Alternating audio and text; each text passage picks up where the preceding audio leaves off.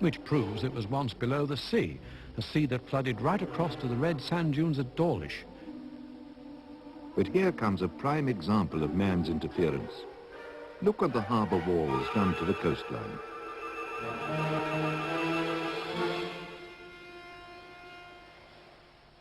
See how ocean currents, drifting from east to west, have deposited pebbles at the foot of the cliffs. The onslaught of storms has piled these pebbles in parallel ridges that stretch on and on.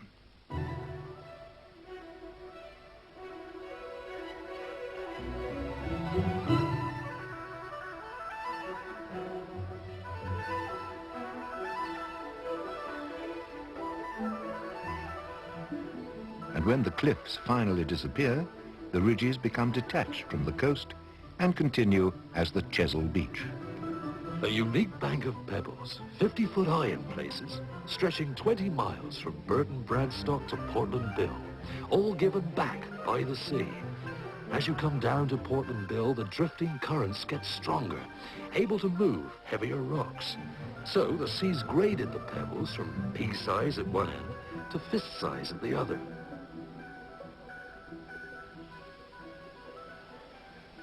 Drop a local fisherman, blindfold, anywhere on Chesil Beach.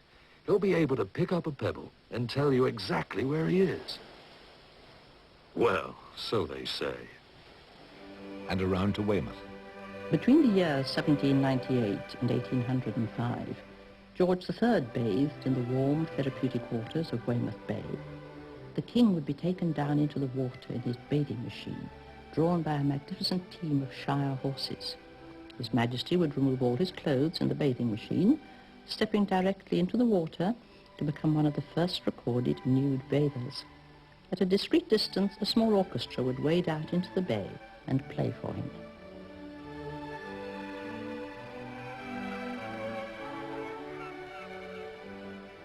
Durdle Door, and a bit further on, the chalk cliff's been breached and the soft rock behind's been washed out to form Lulworth Cove. It's a magnificent stretch of coast.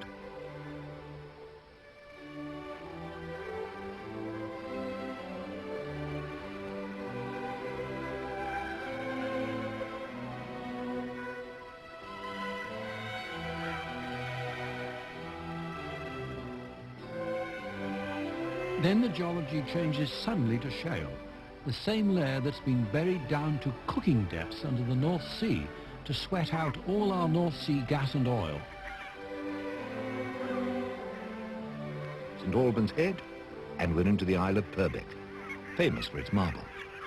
Purbeck has enjoyed a long continuity of quarrying, certainly since the 12th century, and we find by the reign of Henry III it was being used for the most prestigious monuments, such as his shrine for Edward the Confessor in Westminster Abbey, and one sees it used in the building of the great medieval cathedrals at Ely and Salisbury and Exeter and a number of others. The chalk ridge that's been running from east to west stands right on end here at Old Harry Rocks, but falls flat under Poole, so the coast's no longer protected from erosion.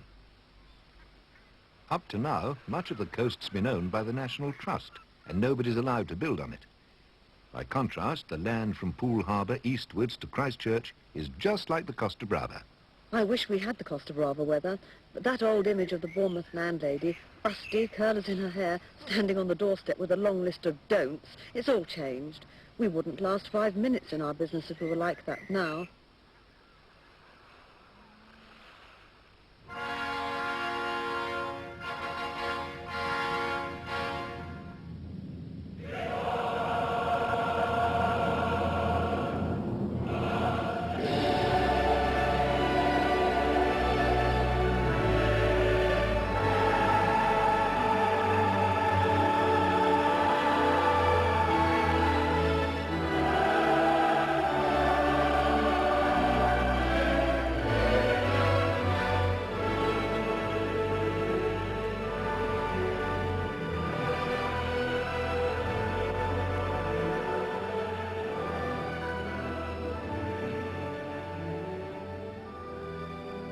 The Solent River flowed along here 10,000 years ago.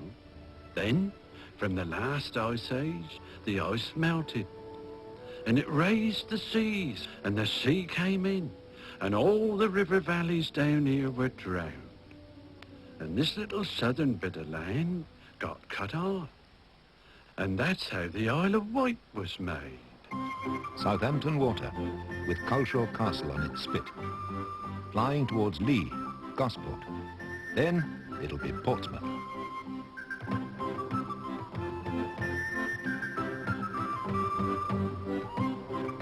In 1967, I set off to sail single-handed around the world. And it was appropriate to do it from Portsmouth because the Royal Navy was founded here. It's the home of Admiral Nelson's Victory. But there's not enough naval work to keep the population going anymore, I'm afraid. Now we've got IBM, Zurich Insurance, and a whole lot of industry like Plessy and Marconi. Chichester Harbour, and across to Sussex.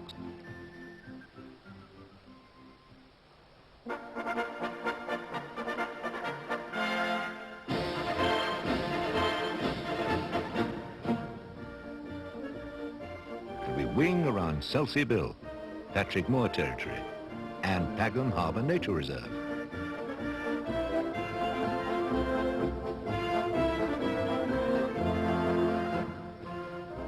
Bognor Regis, Bugger Bognor, as George V said.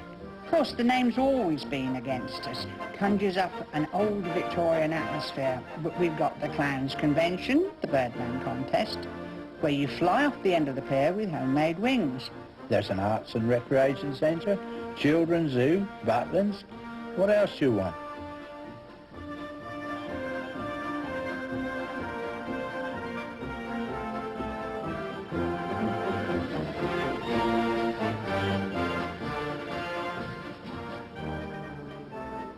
In the olden days, nobody in his right mind went anywhere near the coast if he could help it. It was cold and wet and dangerous. It wasn't until the Prince Regent made it fashionable and built his palace at Brighthelmston, as Brighton was known then, that there was anyone here but fishermen and smugglers. Now, as well as everything else, Brighton has the largest marina in Europe. Now we're beginning to see the edge of the South Downs. Chalk, a pure white graveyard for billions and billions of tiny organisms that once swarmed in tropical seas. One by one, the microscopic creatures came to the end of their lives, and their chalky shells sank to the bottom. How many died to form these towering cliffs? The number must have been absolutely astronomical. The beautiful Seven Sisters. Formed at a time when we were in deepest cold. In summer, the meltwater couldn't sink through the frozen chalk, so it ran off and carved these shallow valleys. At Beachy Head, the chalk that started on the deep sea floor 600 feet down is now nearly 600 feet high. Behind the protection of these ramparts, Eastbourne has to fight to keep its beaches. And its customers. Why did they start coming in the first place? It couldn't always have been royal patronage. The origin of the British seaside holiday was medical. The rich visited spas for their health. But in 1752, Dr. Richard Russell's A Dissertation on the Use of Seawater started a new trend. Patients had to drink 25 gallons of the nearest ocean in 1-pint doses. The good doctor recommended bathing only after a purgative and in winter when the pores of the skin were tightly closed.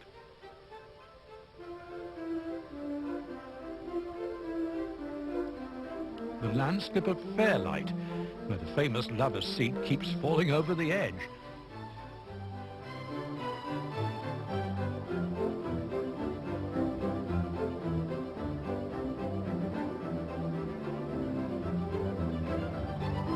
By 1850, the seaside had forgotten the spa and had a flavour of its own with piers, promenades and even music halls. The new railways brought the excursionists to the resorts, and holidays with pay finally opened up the beaches to the less than wealthy. Yes, even here, as we round Dungeness with its nuclear power station, we have a sprinkling of seaside attractions.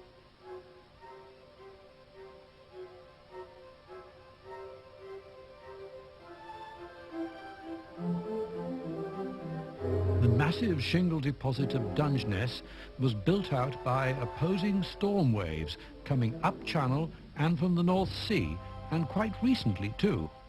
In the early Bronze Age, the coast lay up against that ridge on the skyline. The ridge that once formed the coast cuts straight across the land, comes out at Folkestone, and eventually forms the most famous cliffs in Britain. There'll be bluebirds over the white cliffs of Dover tomorrow. Just you wait and see. There'll be love and laughter and peace ever after tomorrow. 9 a.m., 26th of August, 55 BC. Julius Caesar arrives to find these cliffs lined with hordes of fully armed natives. So he allows his fleet to be blown 7 miles north to these steeply shelving sands, where they struggle ashore in deep water, gather on the beach and fight their way inland.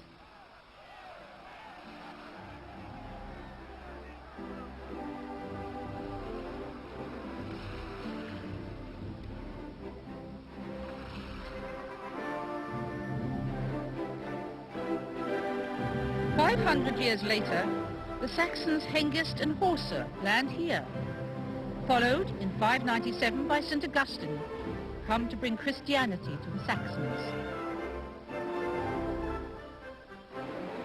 And we swing round to the extreme tip of Kent, the Isle of Thanet.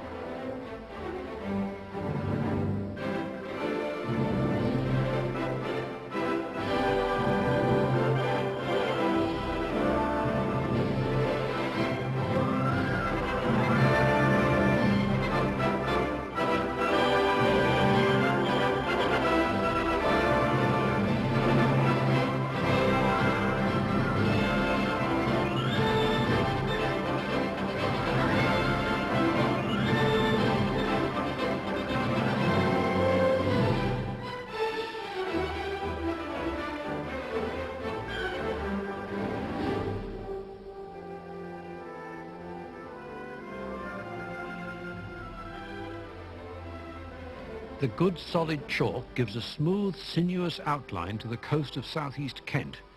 Now look what happens when the chalk's gone. I wish we had chalk. All around here it's London clay.